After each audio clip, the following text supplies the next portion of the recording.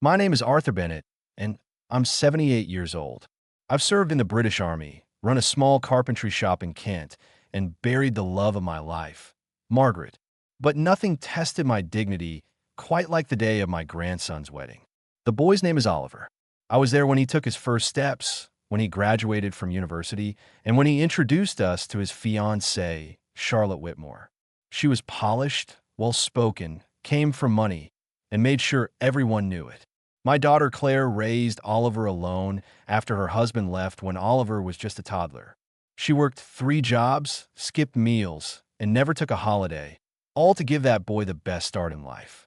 And when Oliver got engaged, he asked her to help pay for the wedding. Claire didn't hesitate. She cashed out an old savings bond she'd held on to since the 90s and said, "It's his big day, Dad. I want it to be perfect." I wasn't thrilled. I'd seen how Charlotte treated Claire. Cold politeness, cutting remarks masked as jokes, but I kept my mouth shut. It's what we old men do until we can't anymore. The wedding day arrived. The venue was stunning. An old manor in Surrey with ivory roses, a live string quartet, and waiters in white gloves. Claire looked radiant in a navy blue dress. She stood by the entrance, greeting guests with the same warmth she's always carried. I saw Charlotte's mother arrive with a face like she'd just smelled bad cheese. She barely acknowledged Claire. Then Charlotte entered. She looked beautiful, no doubt. But the moment her eyes landed on Claire, her expression changed. She walked straight up to her and said loud enough for everyone to hear, "Claire, I think it's best if you leave. This day isn't about you. I don't want your energy ruining anything." It was as if time stopped. Claire froze.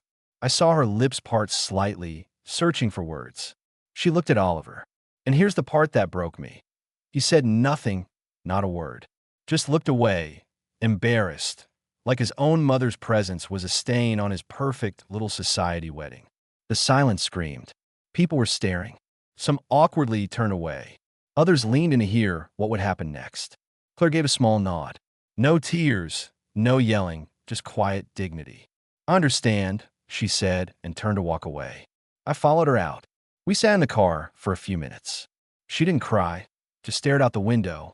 Then she said, "I guess I raised him too well. I taught him to put others first, and now I'm no longer others." That's when I lost it. Not in anger, but in clarity. "I'm going back in," I told her. "Why?" she asked. "Because everything in there was paid for by you, Claire. You may not have their family name, but they've been living off your generosity." I opened my phone and pulled up the spreadsheet she had emailed me weeks earlier. Every invoice, every vendor, all under her name or her card. I called the venue manager first. "This is Arthur Bennett, financial sponsor for the Whitmore Bennett wedding. Please cancel the final payment." "Yes, immediately." Then the caterer, "Don't serve another plate unless the balance is paid." And remove the champagne. Claire paid for that, too. One by one, I made the calls. The florist, the band, the photographer, even the honeymoon suite at the Cotswold retreat, canceled all of it. And then I walked back in slowly, deliberately through that grand hall of flowers and fairy lights. Oliver saw me first. His eyes widened. "Granddad, what are you doing?" I walked up to him and looked him square in the face. "I made a few calls," I said calmly. "Since your mother isn't welcome, neither is her money." Charlotte turned pale. "What do you mean?" she asked. I said, that your designer flowers will be leaving in 20 minutes. Your band is packing up. The guests will need to find dinner elsewhere. And the honeymoon is canceled. Your in-laws, sorry, ex-in-laws, no longer sponsor this event." Oliver looked like a boy again. Confused, small, powerless. "You've embarrassed us," Charlotte snapped. I gave her a faint smile. "No, my dear. You did that all on your own." And with that, I left.